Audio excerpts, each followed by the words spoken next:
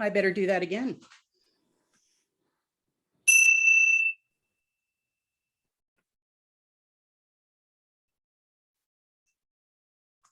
Good morning, friends.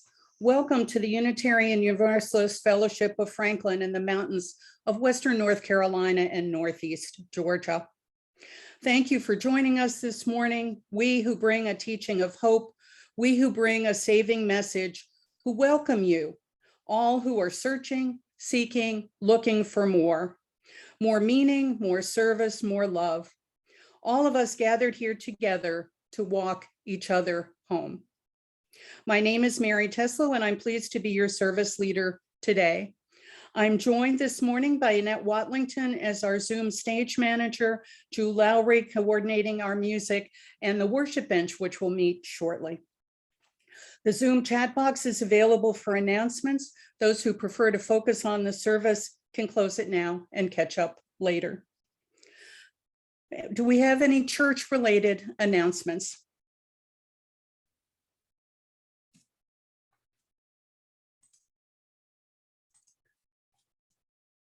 Looks like we're good. Please watch the UUFF for news and for opportunities to gather and be together. If there are any community-related announcements?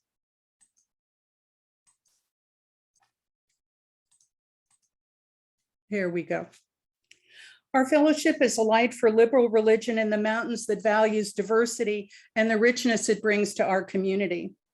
Our celebration of diversity is reflected in the variety of our Sunday services.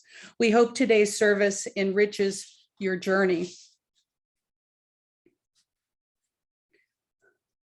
Today, we'll have an opportunity to reflect together on our Sunday services. Our worship bench is all wearing hats. So get my hat on. So I'll be all set for the process here. Worship is the central experience of a congregation. We gather in worship to find meaning and to live more deeply. Worship creates connections within, among, and beyond us, calling us to our better selves, calling us to live with wisdom and compassion. As in theology, Unitarian Universalist worship and ritual are often a combination of elements derived from other faith traditions alongside original practices and symbols. In form, church services might be difficult to distinguish from those of the Protestant church, but they vary widely among congregations. Nearly all our congregations have a Sunday morning worship.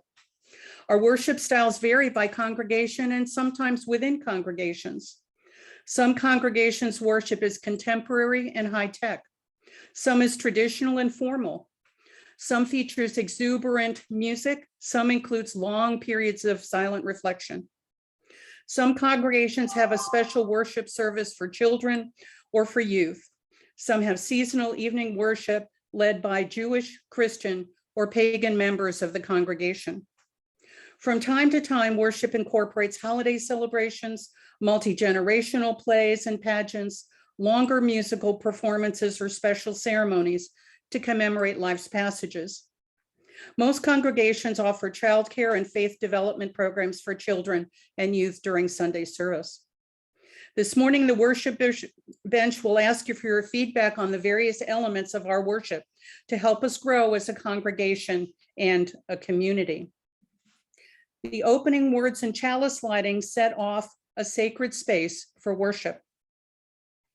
Our opening words, what is worship? Worship means many different things to people. As stated in the 1982 UUA Commission on Common Worship, worship is a human activity. Though it is often defined as an activity to placate and get in touch with divine powers, it need not have any supernatural implications. The origin of the word worship is in the Old English worthscape, meaning to ascribe worth to something, or even to shape things of worth. We worship then whenever we ascribe worth to some value, idea, object, person, experience, attitude, or activity, or whenever we give form or shape to that which we consider to be of worth. Our chalice lighting. Most UU congregations begin their worship on Sunday mornings by lighting a flaming chalice in the form of a lamp or candle created within a wide-lipped vessel. We have our lovely one, or I have borrowed our lovely one from Laura Lovelace that I have here at home.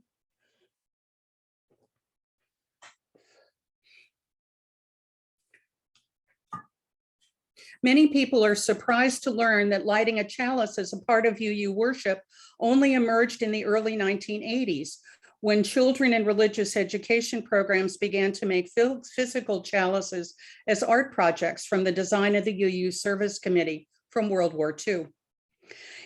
At its most literal level of meaning, the flaming chalice signals UU identity. Unitarian Universalists today have many different interpretations of the flaming chalice, including the light of reason, the warmth of community, and the flame of hope. It also suggests the transformations that take place when we are held within religious community.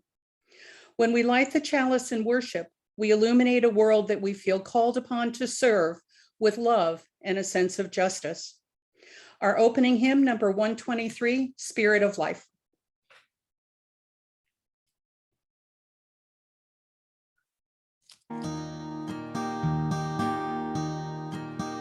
Spirit of life, come unto me.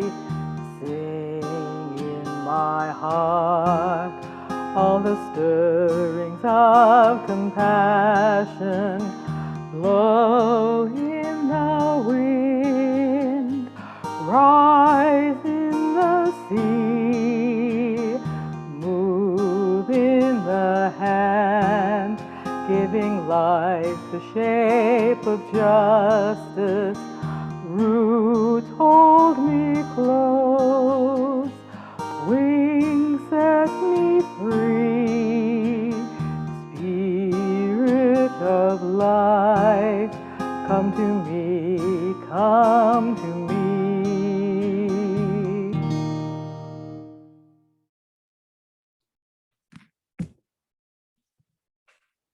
Thank you, Jude. Our offering words. The purpose of the church is to encourage all who gather there to grow more generous in spirit and in action. This is the great end of all the world's faith traditions, to bring human beings closer to the divine by acts of creation and compassion. Our gifts allow us to exercise that all-important generosity of spirit, an offering that will support this self-supporting congregation. At this time of year, pledge statements are being mailed. If your situation permits, an additional financial contribution would be deeply appreciated. All gifts of time, talent, and treasure from our fellowship family are received with gratitude.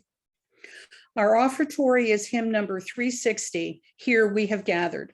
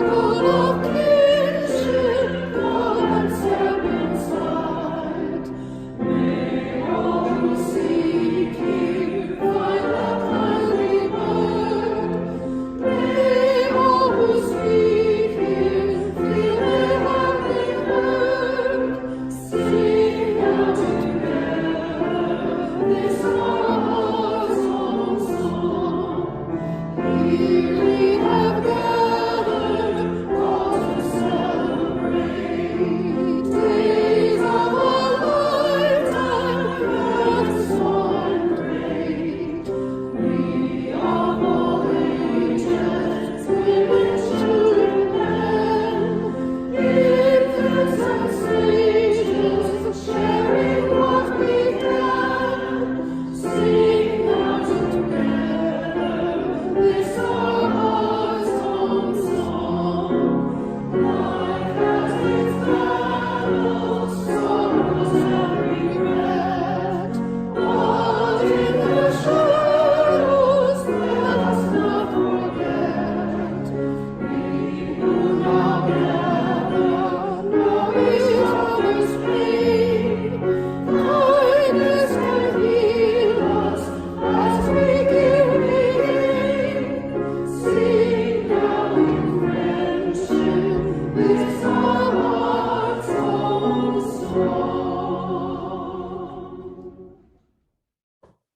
Thank you, Jude.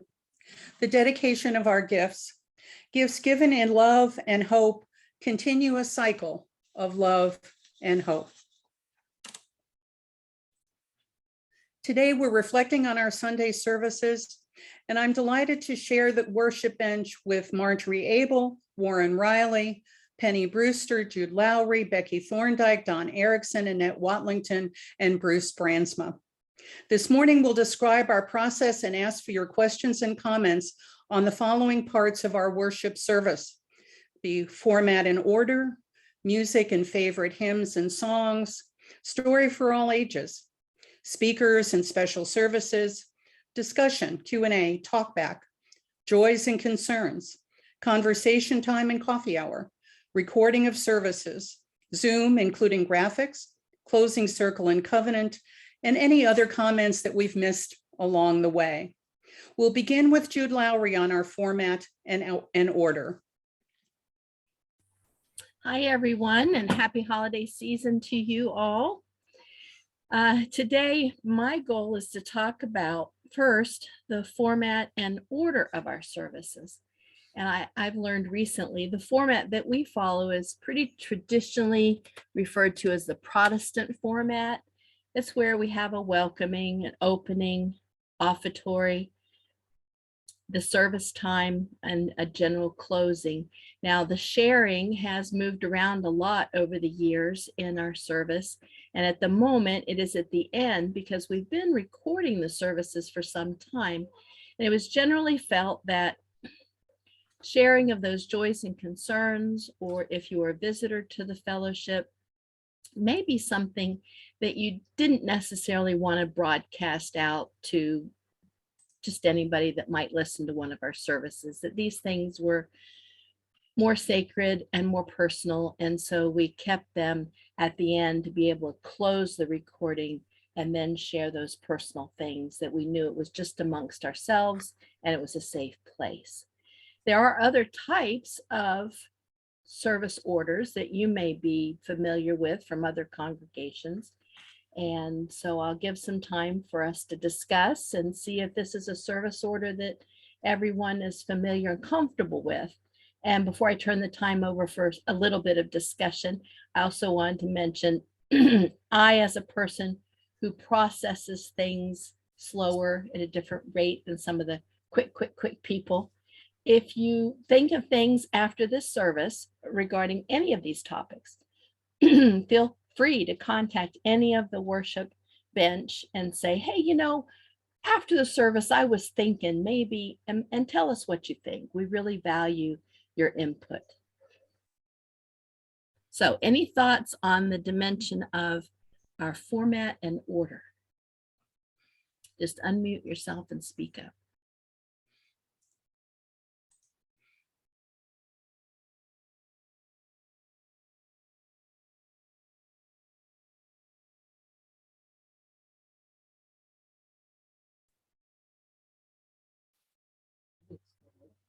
Hey, Jude, what are the other types of services? You said this one, we base ours on a Protestant.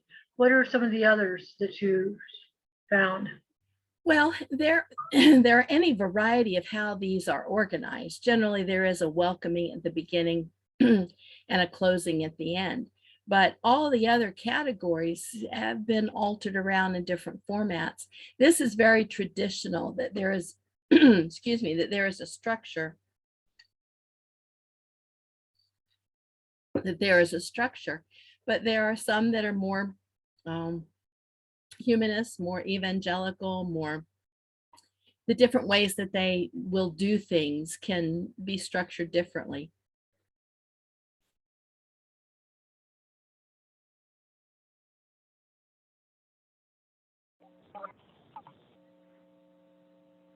I like variety.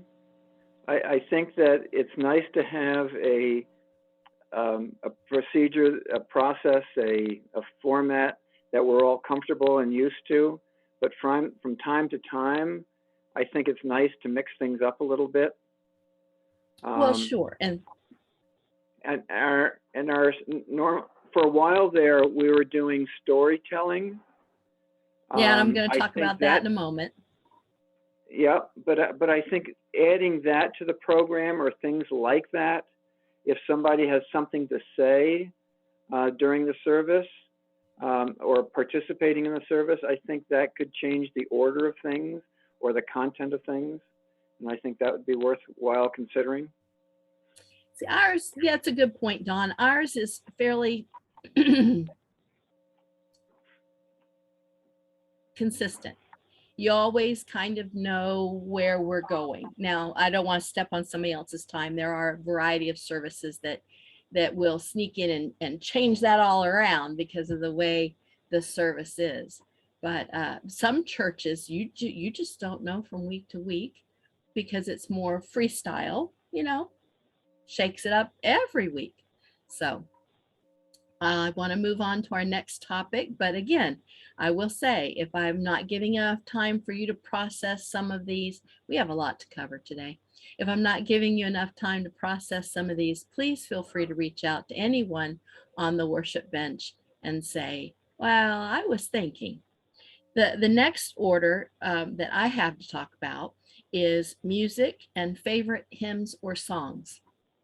I took over music now. It's been probably about a year ago. As far as the coordination goes during the service, I have to give a big thank you and shout out to Annette because she does provide the music before the service while we're kind of all in the waiting room waiting for the service to begin. And that's her selection, and some beautiful music has been shared that way. But I have the responsibility of trying to find music that is fairly open source, or to write to the artist and secure permission and copyright permission to use music during our service. We just got a really big echo going somewhere, not sure why. Anyway, that matches with our current speaker of the day and the topic that they have. So any comments or suggestions about music or something that you have missed hearing that you would like to hear, please feel free to share that with me now. That was very kind of you there, Jude. I never know how people are feeling about what I play beforehand, because I've played some wild stuff before some of the services. I love it when we have, you know, people performing live, when Penny sings for us. I miss Warren tooting away on his flute. So I would like to see if we could mix in, whenever possible, more, you know, people singing to us, being live. That's great. Thanks for sharing that. As a matter of point, I did have a piece from Warren scheduled for last week's service. Here's the funny old thing about technology. I was broadcasting from Florida and I crashed. And when it opened back up again, my little computer went into an update all of its program cycle and I couldn't get Warren on. But I do have a recording of Warren's performance of one of his flute pieces that will come up very shortly. But I hear what you're saying about live music and being able to share the talents of the musicians in the fellowship. And Warren, just hear this, we have missed you. I know it's because you're wearing a hat that is working with the technology and all the stuff going on to make this service happen. And he hasn't had time to share music with us. But I'll take that to heart, Annette, and search out for some more live performances from our fellowship members, because I miss that too. Anybody else have anything on music? I see a hand there. Jim, Yes. Unmute yourself and talk to us. Well, I'm ready to say it. We're already unmuted. What I've missed is Mike's piano playing. Not necessarily Mike, but I like to hear the piano. So if we could get some piano videos, and you know, I like to hear them. I like to watch them. Mm-hmm.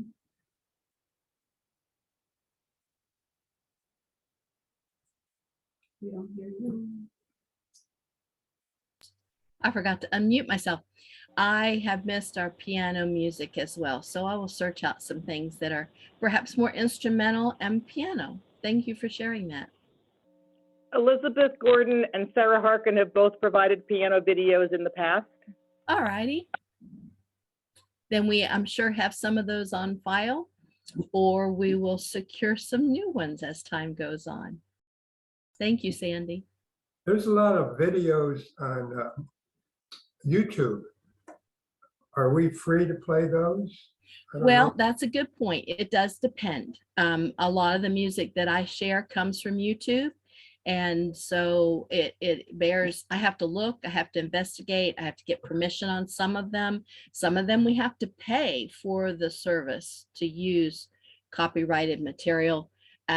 So yeah, just, I guess everybody knows this is my soapbox, so I won't get on it. But let me just touch the soapbox with my happy stick and say, just because it's on YouTube doesn't mean we get to use it openly, freely, without some work. But I hear what you're saying, and I will look for. Any other thoughts on music before we move on to my last category of the day? I don't see any hands. If I have missed you, I apologize. It's not an intentional slight. Wave, yell at Annette, unmute yourself and just say, hey, I got something to say. My last topic of the Jude? morning. Hello? Jude? Yeah. One thing to keep in mind with regard to music is that Robbie's going to be doing this monthly concert, bringing in live music that would be not only available possibly for our Sunday service, but something to consider for a coffee house type thing the night before, or Friday night, something like that, or afternoon, to expand our music venue. You're right. And thank you for mentioning that, because I was supposed to and got excited and nervous and didn't. Robbie is bringing in a musician once a month that will play a Saturday concert, I think organized by the Democratic Women. And we have arranged for that musician then to play for us on Sunday. And that starts and goes through, I believe, June. They'll be starting here in January. So once a month, there will be a musical style service.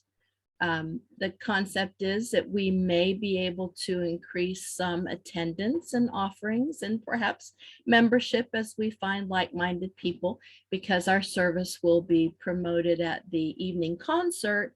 And then that musician may draw people that just really like that musician to our Sunday service, where they can find that their values identify with ours. So it's a win-win, but we will reevaluate that after about 6 months, I believe, 6 or 7 months. So let us know how that feels and how that works as we go on through the winter months and share those musical services. Thanks for reminding me of that. Jude, Yeah. Jude, they will start in February. It's the February. second Sunday of the month. The first one is Friction Farm. And then there's one, as you just mentioned, through the subsequent months. So we're looking forward to that for sure. Yes, thank you for clarifying. I was supposed to nail that down just a wee bit better, but there we go. So let us know how those services impact you as we move through them, and if there's ways to improve them, or if you like, no, I just don't really care for that, let us know. And I'm going to turn the time over now to, no, I have one more thing. Story for all ages. Dawn mentioned that a little earlier. And this is something that I missed, but at one point, I believe Sandy did an interesting story that could be for all ages during the service time. And I would like to get your feedback on how you liked that. How did you think it added? Would you like to see it come back again? Those kinds of things. I would love to see something like that. It sounds really nice. Does anybody remember them from earlier services where there was a story for all ages? I remember them, and I enjoyed them a great deal. And I thought they always had a good message. Wonderful one on eggs for John Snodgrass. And some of our speakers offer that to us. So we can certainly take advantage if they have that option built into their service. Right. Or of course, if not, then we need to find someone that would like to offer that again or anew. You know, it would mean either asking someone that has done that in the past if they would be interested in doing that kind of service again, or to have someone else in lieu of that take it over and begin it anew. So think about that. It's a way that we can get our fellowship to participate in the service. It's a relatively easy thing to read a short story and to put the video up on a separate screen if we want to do that. There's a lot of different ways that it can be done, and that would be a fun way, is to rotate that responsibility amongst those who are willing to take part in the service and do that once every so often. Bruce has read a story, and Diana Frazier has read a story. Jamie Thomas. And Jamie Thomas, and Evan helped one time. It's very, very easy. It's a nice way to get people to participate without making a major commitment. Right. And we have had comments saying that services are generally enjoyed more when more people participate and offer things. So that's a great idea. Story time for me bringing it into the service came from a comment from UUA Regional when we were talking about the children who sometimes show up at our service. And her comment was to always have something for the children. And she had a whole bunch of interesting ideas. And once you're back in person, some of those may work. But if you go back to doing a printed order of service, one idea is to have a bingo or a word search for the kids in the order of service that allows them to, can you find this word in the service, or a bingo that does that, or a coloring sheet that matches the service. Okay. But if you're not sending out a PDF with order of service, that doesn't work till you're in person. Right. Putting the basket of stuffed animals in was very well received when we were in person, but Regional said always have something for the children. Okay, thanks for sharing that. Well, in the interest of time, we're going to move on to the next topic. Is by, let me find my order of service. Dawn Erickson is going to talk with us regarding speakers and special services. So there you go, Dawn. Thank you everyone for their input on my portions, and we may have some discussion time at the end as we get through all of our topics. So thank you.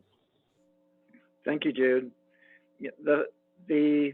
Our speaker of each Sunday service is often the focal point, and it's also the most expensive part of our program. So it's important that our program reflects the things that you find inspiring and valuable. With Zoom, we have incredible opportunities as we've been able to bring in people from all over the United States and Canada to do our services. So we're always looking for new ideas, new people to speak.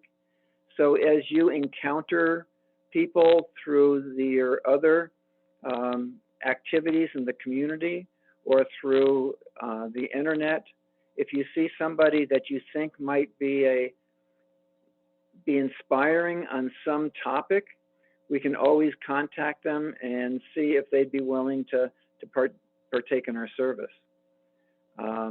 We have a fee structure for our fellowship that we will pay a UU minister more than we will pay a member of the community or a non-minister. And obviously our members, when they speak, they do it for gratis. So we have to match the amount we can afford with the type of person, the speaker that we get.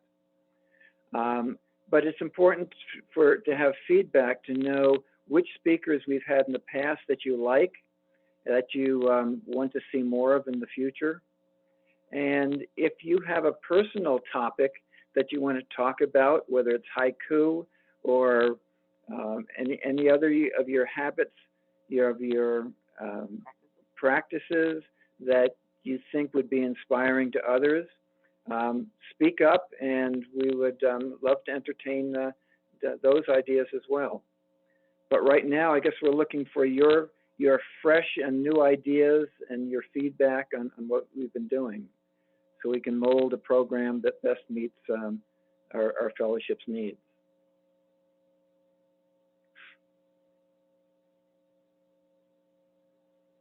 I know our worship committee has done a super job in coming up with good speakers and good programs, but I think it's something we all need to help them out with, to come up with new ideas and give them the feedback they need to continue.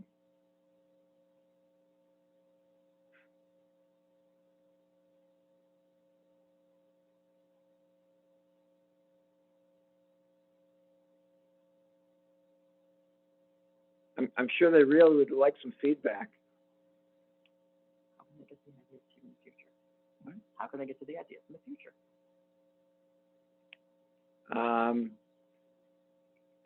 If ideas don't come to you right now, please feel free to pass any ideas you have to any of the worship committee, any of the hat bearers on the screen, or Warren, who's also on the worship committee.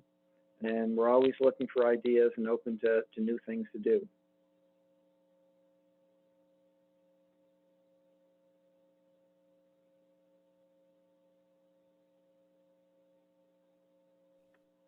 Well, without any comments, shall we move on to the next agenda item, next program item? Okay, can everybody hear me? Can I just interrupt briefly? I apologize. Don, do you want to ask about special services like water, communion, and flower? Oh, yes, thank you. Surely. Sorry, in the Penny. past, we've done some ceremonies that were traditions to the UU practice, like a water communion, which we had this past fall. In the past, we've done flower communions or animal blessings or fire communion. So if those types of things you find inspiring, please speak up. Let us know how you feel about those. The pagan holidays, which have been celebrated. I guess any feedback you have in those regards, the worship committee is looking for your input. Thank you, Mary. There's also a couple things there Becky put in chat. There's just some good ones about. Deborah's got her hand up here. Yeah. Deborah and Dale. Deborah, unmute yourself.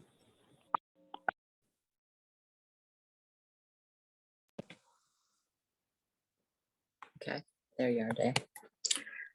Yes, I have a response to that. I think your selection this last year has been just terrific. You had some great people in speaking, but I have an idea for some of those speakers that you bring, which has been very enlightening. Is that generally, and I'm not sure about Franklin, but generally half the membership in UUs are humanist.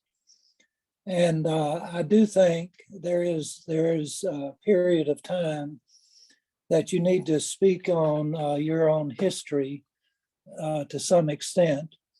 And it may not be, significant for some, but for dyed-in-the-wool UUs and for some of the others that participates within the church, I think would be lifted up with some of those historical perspectives.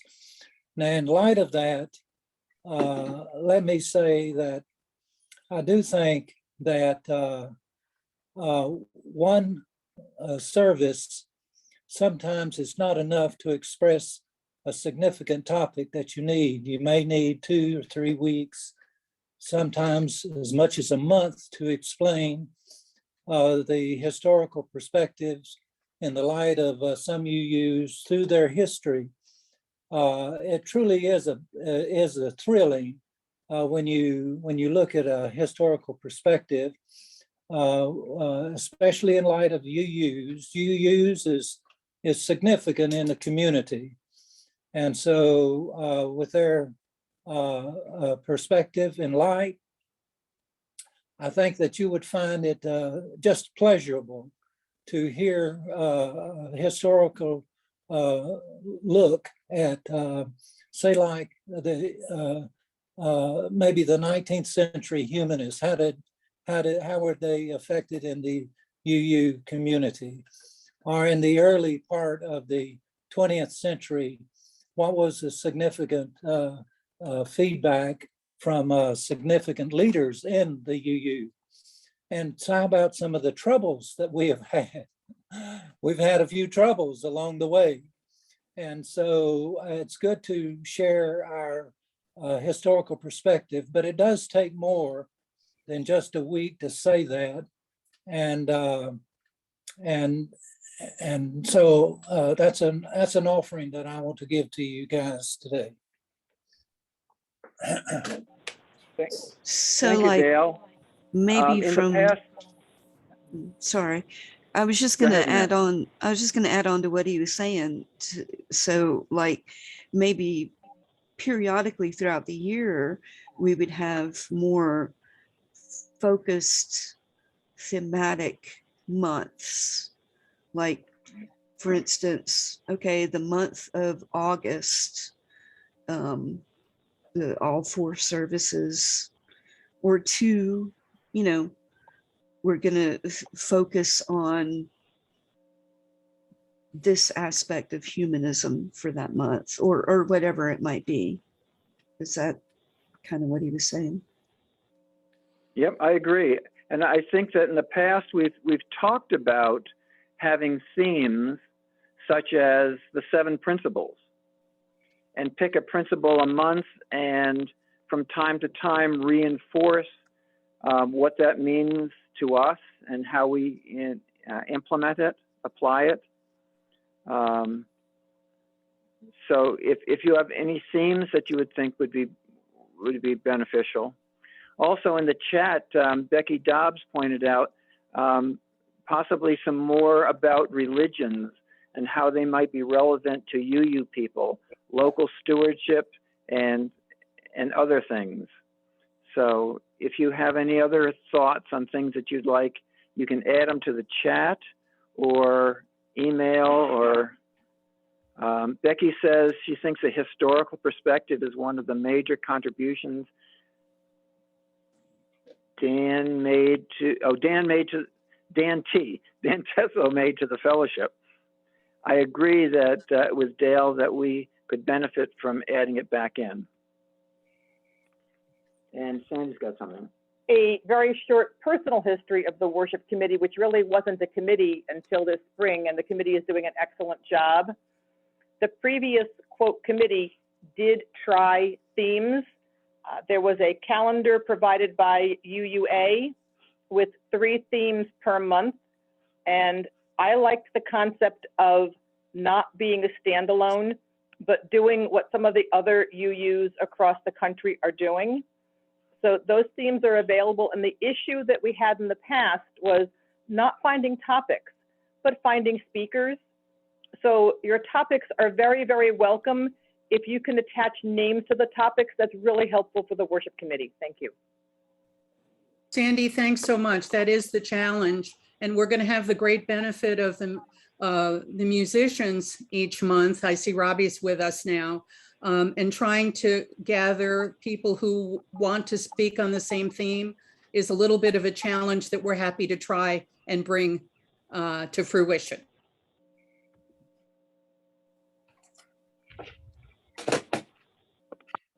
Anybody else with comments about that before we get into structure of parts of the service?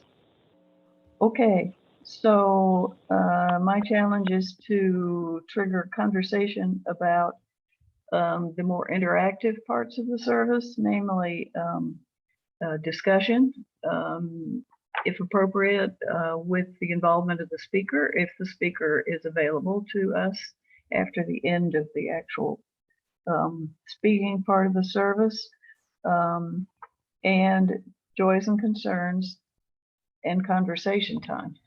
So those have some similar elements, but they're a bit different also. So as far as interaction with the speaker, again, this is something that not all speakers are going to want to hang around or may not be available to hang around after their message has finished in order to have conversation, interactive conversation with us. But assuming they can do that, the question I have is, how important is this? And is it important for every type of message that a speaker gives us? And if we have that, how long should it be? And do we need some way of keeping people moving so that we can give everybody who wants to ask a question or have a comment to do that? And I would also like to know if you've noted any problems in the past with when we've done this interactive activity with the speakers. The other question is, where does it belong in the order of service? And obviously we can only offer it if the person giving the message agrees to a discussion time. So what comments do you have on Q&A with the speaker? So Penny, basically you're asking all of these cats here to herd all of these cats. That's okay. Meow. Yes, this is true. I'm just trying to get a feel from people, as we've done so far in this service. How do you feel about Q&A with the speaker and how we ought to be running that? Or are you happy with the way we've done that when we've done it in the past and we just need to leave it alone? I think that Q&A with the speaker needs to come at the end of the service, that we need to move on from the speaker instead of getting bogged down with Q&A in the middle of the service. That's just how. Yes, absolutely. And that's, I think, the way we've been doing it, but that's sometimes like with forgot his name, John somebody. Snodgrass, yes. Sometimes we do get bogged down in the middle with him, because I think he likes to explain. He's a teacher after all. True. Any other comments about the Q&A with the speaker? Go right ahead, Deborah. Well, I disagree. I believe the questions and answers should occur right after the speaker because it flows and because people have it on their mind right then and there. I have seen that when people do speak or ask questions, that they're usually very thoughtful and don't take as much time as, that we would need to worry. But anyway, I like it right after the speaker and then continue the service. And then that way you don't have to worry if the speaker has to move on. It seems to flow with the service and then continue the service. But anyway, that's Dale and I like it right after the speaker finishes. I'm thinking maybe that's what Brenda meant. I don't think she meant interrupt during the message. Am I getting that right, Brenda? I feel that the questions and answers are an interruption of the service. I don't see. And I know Deborah is saying the opposite. Right. Even if they're at the end after the speaker has finished. Before we go on, would we do that if we were in the building? Would we be doing that? Would we be interrupting the speaker at the podium? We're not. Interrupting him if you wait until he's finished with his talk. Then it flows with his talk and he's right there and everybody asks the questions. As far as interrupting the service, Brenda, I understand that, but I also think because we do so many things that are ritual, that if a few of those things get knocked out that day, that would be just fine. But again, that's my opinion, but I love the speakers we've been having, and I would rather ask questions and hear his answers than worry if we continue a ritual if for some reason we run out of time. But again, that's just. Let me interject. I'm hearing a different in philosophy about the spirituality is interrupted by having speakers, or no, that's not an issue. So it's kind of a philosophical difference in what you're looking for in a service. And some people feel like they don't want that spirituality interrupted, and maybe that kind of discussion is better for after service or coffee time or coffee house topic, while others don't feel it blocks their spiritual path at all. So it's just two different styles. So that's well said from my point of view. Thank you. Doesn't it depend on the speaker as well? Because there are plenty of speakers that they say their piece and it's done and dusted and everybody moves on. But then there are other people that say something that is controversial or touches on issues, really heavy issues. And, you just, I don't know, man. I feel like that's such an odd thing because it really depends on both the speaker and the message. So that's just my opinion. Well, I think we would always need to alert the speaker in advance and question the speaker to see how they feel about having Q&A. I think that's a courteous and appropriate thing to do. And maybe that's the best way to do it because they are the speaker. Right. They have a way of, And they can then be aware of what might be happening, with audience participation. Don't throw a curve at them. Yes, exactly. I think there's also a different piece here, and it's how the congregation reacts to the topic being talked about. Sometimes I think we get sidetracked because somebody has a lot of emotional responses to it. And so it breaks up the message to have them respond during that time. And that loses the flow, if you will. And so it might be nice to have kind of a combination so that those questions, if we're aware that we have more to talk about on it with the speaker, if it could be moved later rather than, and I don't know how you do that. It's just tough from your end, the worship committee, and from the receivers as well. That balancing act is very difficult. Yeah.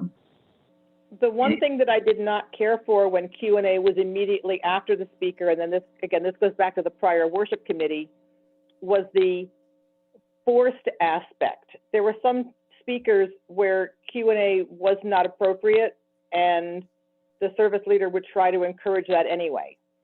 And as Jill just said, it's a really tough aspect of being the service leader to determine, do I want a Q&A and when do I want it?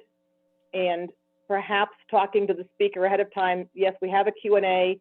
Do you think this topic will stimulate a Q&A, and where do you as the speaker think it should flow might be an approach, since there's so many other things you need to talk to this person about anyway.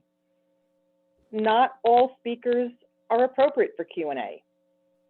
And as everyone has just said, the timing is very difficult to judge, and I don't envy the worship committee to have to figure out where it belongs have it change every week. Yeah. We do ask speakers or whether the topics is suitable for Q&A. I find sometimes the hardest thing is to try and pause it if it keeps going on and on in a gracious way that doesn't step on people. We've had a couple where things have gone on about COVID and where to get your COVID shots and things like that, which don't really belong in that segment. So that's one of the hardest things, but we do ask speakers or judge by the service as to whether Q&A is suitable for that experience. Thank you. Okay. It Okay. might also help for Yeah. the service leaders to practice the gentle capping lines in advance. Oh, that's a really good idea. I like that. So a verbal version of the hook. Yeah.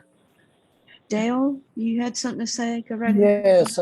Yes, I did. I think all of you are arriving at the same spot, which Penny began, and I think that that's a good alternative, and that kind of satisfies both the speaker. What's that? And the community at large, is that the speaker is asked ahead of time if they want to prepare for this or not. And so that kind of settles it, for all of us, I believe. But I think you're heading there. I think that's about where you are. Okay, thank you. Anything else on the Q&A issue? Okay, moving on. Next is joys and concerns, and where that belongs in the structure of the service, and the importance of keeping it separate from conversation time, which we'll get to next. And I'm remembering that Annette says she can actually turn off recording during joys and concerns, which is important because we don't necessarily want that to be a part of our recorded stuff from the service. So any comments about joys and concerns? I've got to immediately comment on that. Yes, I can pause the recording during that. But there's a couple things to keep in mind. I'm not always going to be the remote Zoom host. I mean, other people have got to be able to do this. And second of all, I may not always remember to pause the recording, or whomever is doing the remote Zoom may not remember or realize or anything. So this is tricky, because personally, I wish that Joys and Concerns was back in the earlier spot, but the other part of it, as it is now, having it at the end, it's a lot easier to stop the recording, but that's just really tricky, y'all. So I don't have a really good, easy answer on that.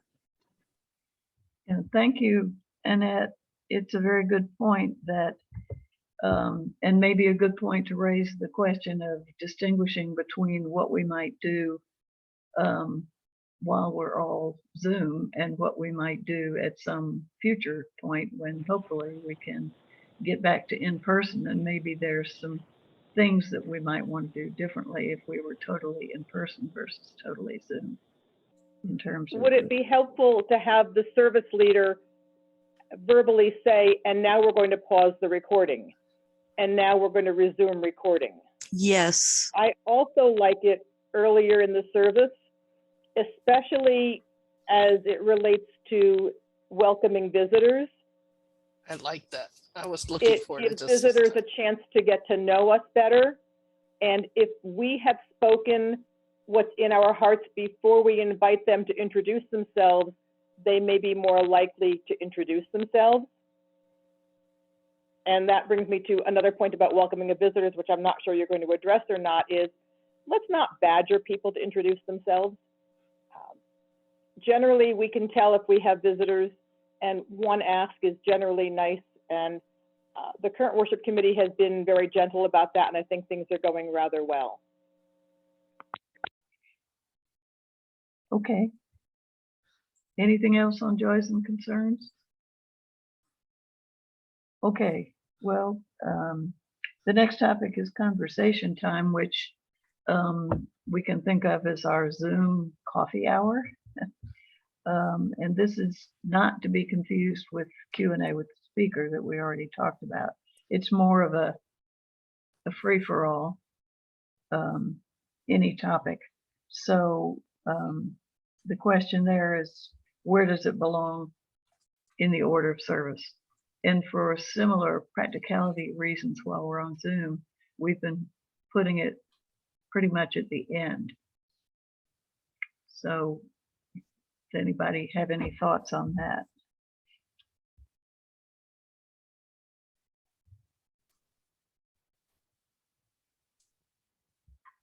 Okay. I have something to say about that, I know there's been this discussion that Zoom people will start a conversation and they will be able to talk amongst themselves, and sanctuary people talk amongst themselves, and the two don't meet. And sometimes sanctuary people will come over to the Zoom TV to listen to what is being said, but that's not quite as often. And so we've been talking about how to get that community flowing closer together between Zoom and sanctuary. So I just want people to know that that's been on the minds of the worship bench, worship committee. And we're still trying to hash that out, especially when we open up the hybrid again. Yeah. Anything else from anyone? Okay, the next topic, Becky, you're already on deck, so is recording of services. Okay, the background for the recording of the services are, the services have been recorded for about 50 years. Reviewing those past services is not an easy task to get them out of the archive. There have been discussion as to record or not to record. One thought is that it's good for historical benefits. Another has been that if people really review them, or if they're just placed in storage.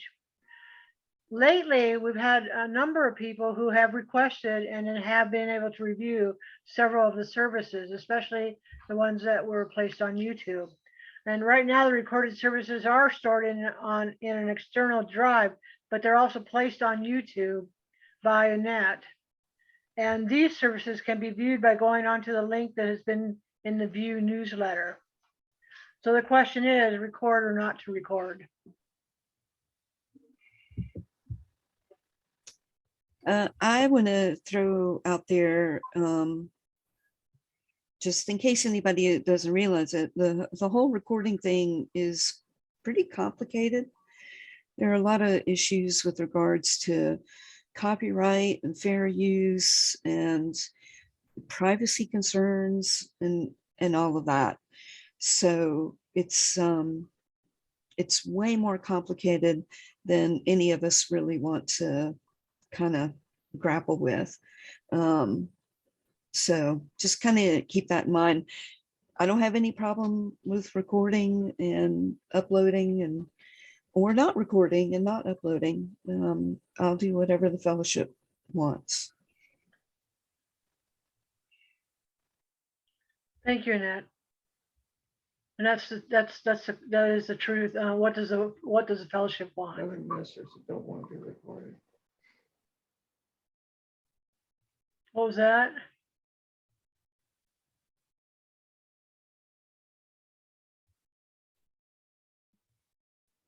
Dale, go ahead and unmute yourself. There we go.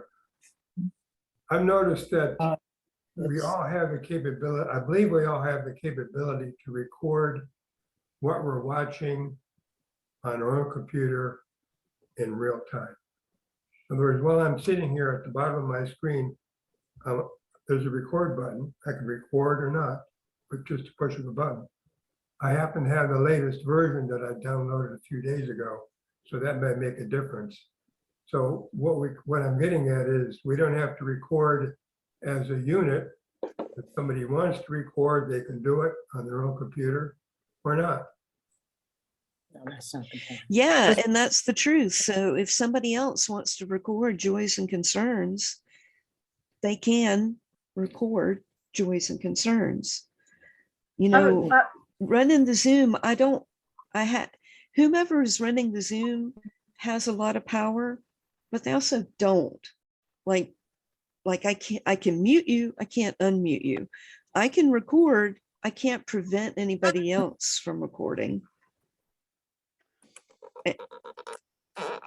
The idea of the recording that we're asking Annette to do is for the general fellowship and also in this case for historical archiving.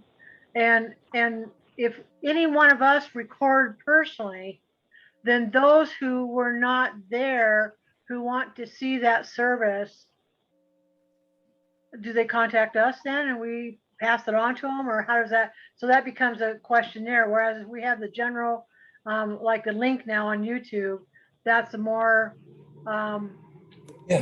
way for people who weren't at the service to be able to go back and get it. Okay, go Dale. Okay, I can understand that. This reminds me of, and it's a very, very good conversation we're having, and that is a good substitute to what I think is a better thing. That is to record at home, record it is a good substitute, but it's like in Afghanistan. I use an example where the Buddhists, actually it wasn't Afghanistan, it was in the Indonesia, where the Buddhists destroyed some, or the Taliban destroyed some of the Buddhist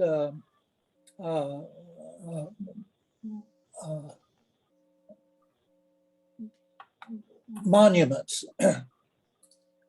I thought that was a great loss historically. And the same thing in this. Now, I've actually pastored 6 churches, and one of the things that was very, very valuable to when it was needed, and that's why I make this point here, is that truly most of this is not going to be looked at, but there is a significant amount of service that needs to be kept at the church or whatever, and made available to anyone that would come. I think this would be more of a loss than effort. And even though it's going to take a little effort to keep it, it's worth it. It's worth it. It's a dime well spent. But I understand we can record it at home, but then I think what Becky said, how are you going to respond to those that really wants it? And so And I think we need to think about that twice now. And I want to add something. The recording at home is for your benefit, but the whole point for recording would be so others could access. So when Mary was telling me, you know, what a great service it was, I almost can't remember. Oh, with the singers talking about why did they attend a fellowship.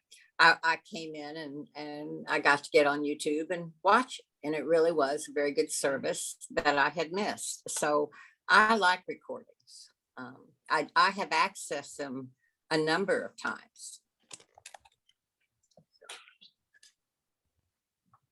And just so everybody knows, when I upload those weekly services to our YouTube channel, they are public.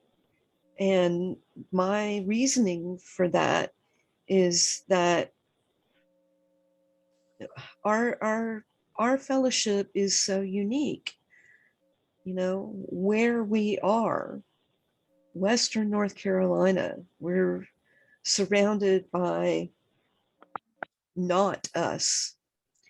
And I just like, you know, think about people like anywhere that feel alone and they're surrounded by not them, and they could find our services and see people that are doing their best. They're not professionals, but they're putting it all right there on the screen, all their love and their care for one another, and our services of whatever is being talked about. So this is what I've done, is I decided to make our services public on the YouTube channel. But if we as a congregation decide, oh, no, these have to be private, they have to only be for us, I will change that. But I would ask everyone to please consider whether we should.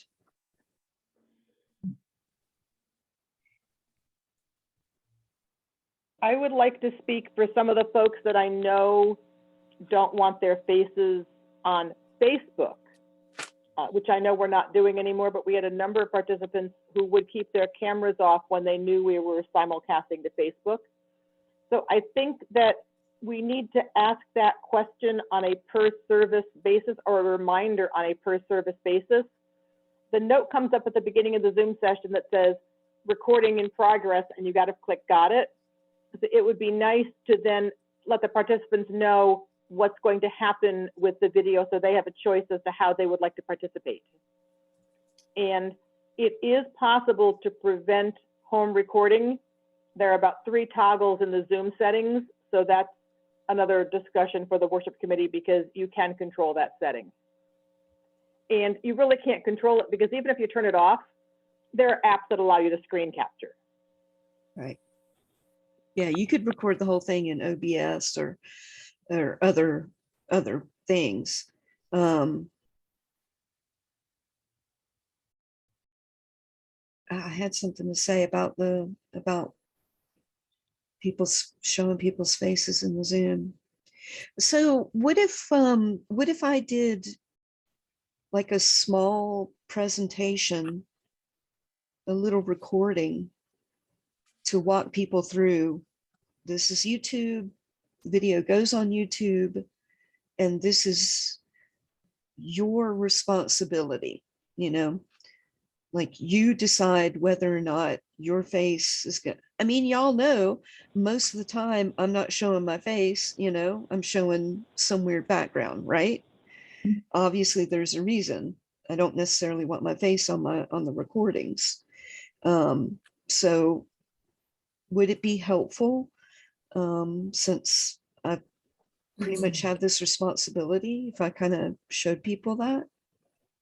It would be very helpful, but since not everyone will have watched that prior to coming into a new service, especially visitors, it would be nice to give people that reminder at the beginning of a service that this is going to be someplace other than just a Zoom session.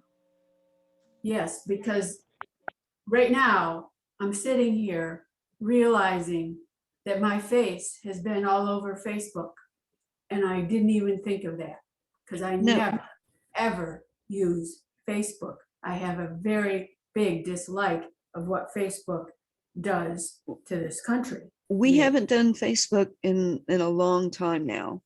I don't have anything to do with Facebook. I'm not putting anything on Facebook. That's the old time, back in the old days. But I think some of those services are still posted there. So we, as a group, we may need to discuss removing those possibly. It's just a philosophical dislike of Facebook for me. Brenda, how do you feel about that being on YouTube? YouTube is probably not as well spread around or as Facebook. I don't know, because I look at some YouTube things, but I don't think somebody's going to see it or find it on YouTube as easily as they would on Facebook, because they are using Facebook through their phones most of the day, I think. Not much of the day anyway. Annette, do you include hashtags with the YouTube postings? Not for our services. It never, I mean, it doesn't even occur to me. But one thing that does occur to me, and really y'all just, okay, it is possible that the recordings could be edited so that your face is like blurred out. But I'm not saying that that's something I want to do or even can do or have the ability to do, but it is there so that, if somebody really had a bug in their bonnet, I see Warren shaking his head like, no, you're being crazy. But I mean, I know it can happen. My goodness, have y'all ever watched a Marvel superhero movie? Those people can't really fly. Well, Oh, I think we need to look at just what I'm doing. Okay, I'm on when I want to speak, and I'm not on when I don't. And for the few people who might be concerned about their face being shown, I think we also have to consider how many people will access the services because they either can't attend or because they're checking you out. So on Zoom, it's these, like Annette said, it's easy to tell people how not to be shown. And I do want us to consider the people who can't attend because of that, but who want our services. I liked going to YouTube last week. I will also mention that when Zoom is recording, it only records the person who's actually speaking. So that's while you're sitting there, Deborah, you're not being recorded. I am, because I'm talking. I know, but hold on. Okay. Hold on. It's whomever's screen. So however y'all have your screen, if you've got it on speaker view, what you just said, Jill, that would be true, you recording on your computer. Currently, I have y'all on gallery view, so I'm recording everybody right now. So keep that in mind as well. That unfortunately, that is something that I am unable to control from here, and I wish I could. I would like to say that I think whether your face is shown or what you want to show is on the burden of the person, and we can't go through and edit the people. Yes, possible, but it should be the burden of the person to show their face or whatever image they choose. Thank you. Okay, for sake of time, go ahead, Deborah. Well, I was just going to say, don't forget that every time you sign on to Zoom, it asks, do you want video? Do you want photos? So, you don't have to appear, although you're part of listening to the services. And I agree with Warren. I think it's the individual's responsibility for whatever their reasons are for wanting or wanting not to be seen. But I do like the fact that it's available not only for our congregation, but for people we don't even know, as Annette was saying, who might need just to connect with some and feel like they're not alone in this world because they might think a little bit differently. Okay, this conversation ended up being more than I thought it was going to, so I appreciate everybody having an opportunity speak up and to be a part of it. Thank you. So now I'm going to turn this over to Mary. Can I talk one more moment about the recording? Okay. Again, as settings, Deborah, your Zoom comes up with giving you those options. You can set up your Zoom to come up with video and mic on or off. That's a personal Zoom setting. So what you see when you come up does not necessarily match what everyone else sees when they come up. Personally, I come up the same way, mic and camera off. And as Deborah said about people finding these, if Annette's not putting hashtags on these videos, the chances of anyone finding them in a search are very slim.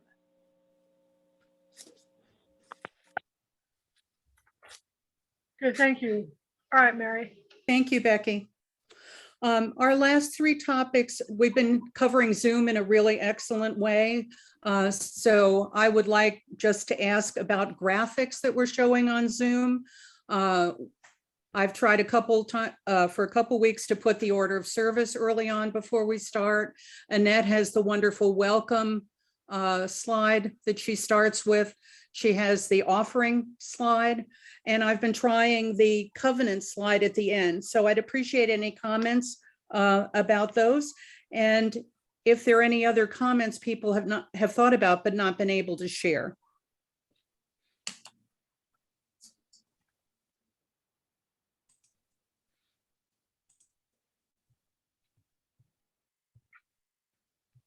I've attended some congregations where the participants get an email PDF with that information in addition to it being on the screen, so that they've got the order of service available sitting in their email should they want to refer to it. Also, the hymn words have come to people in those same PDFs. So there are several options that way. I've been on other services where the text has come up as a big screen share, so it's not just a little block. I don't have to go and spotlight it to see it. The host has spotlighted it, and then I get little pictures of everyone else in the bottom, or a double spotlight where I'll see the text and the speaker at the same time. So there are many Zoom options where the host has control of what you see on the screen that make those graphics larger. I'm often watching on a small iPad, so text in a small box is not something that's conducive for me to look at. We did try this morning to double spotlight the welcome screen and the order of service, but then that came down once we started the service at 11. So we don't really have another block to put it in during the service as far as I know. We typically don't have the full order of service from the speaker until later in the week. So if there's a way, we may be able to find a way to email that to folks. Or our NAACP meetings, the secretary puts the agenda in the chat. So it would be formatted a little differently, but we could put it in the chat and people could see that as a possibility.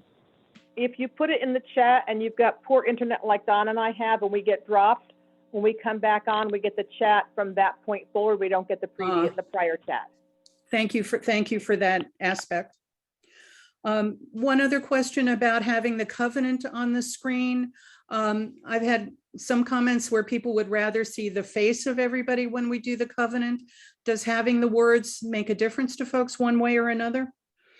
I think we tried that last week, Mary. Yes, we did. Mhm, Yeah, we did. and I don't know.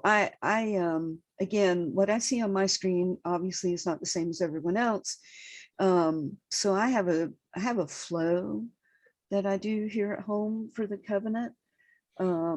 So for me, it was just tricky figuring out how, when, where, and for how long to have that covenant tile. Just as long as we say it, just from the point where we started, and as long as we say it. Do people feel, and anyone else feel like it's helpful or not helpful? I'll speak up in the sense that I think it's helpful, and especially, and not that we have a whole lot of visitors right now, but if we do have people that come in and don't know the covenant, by having it up there, it helps them be able to be a part of saying it. Now, the question is, I understand that one of the things was that people would rather see people's faces. And if it were in gallery view, then it's still, the words are still there, smaller, but the words are still there for someone to get onto. And then they could still see the faces of Okay. people. So I'm just, yeah, I just wanted to throw that out to see if that was a possibility as well. Thank you. Thank you. Are there any other comments of something people would like to share and have not had a chance to? Also let everyone know that we're always happy to have people who would like to join the worship bench. There's definitely room for other folks, whether it's on an occasional basis or on a more regular basis. We would very warmly welcome you.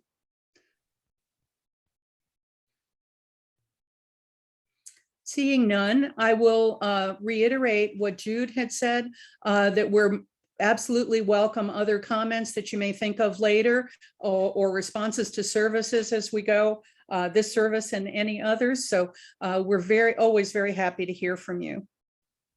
Our closing hymn is number 318, We Would Be One.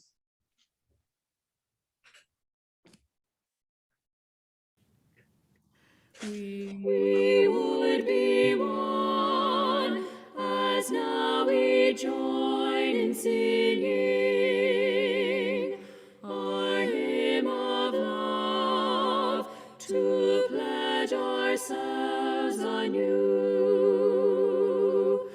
to that high cause of greater understanding of who we are and what in us is true. We would be one in living for each other, to show to all a new community. We would be one in building for tomorrow a nobler world than we have known today.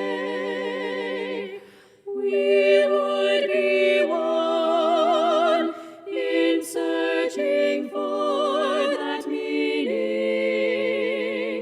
which binds our hearts and points us on our way. As one we pledge ourselves to greater service, with love and justice strive to make us free.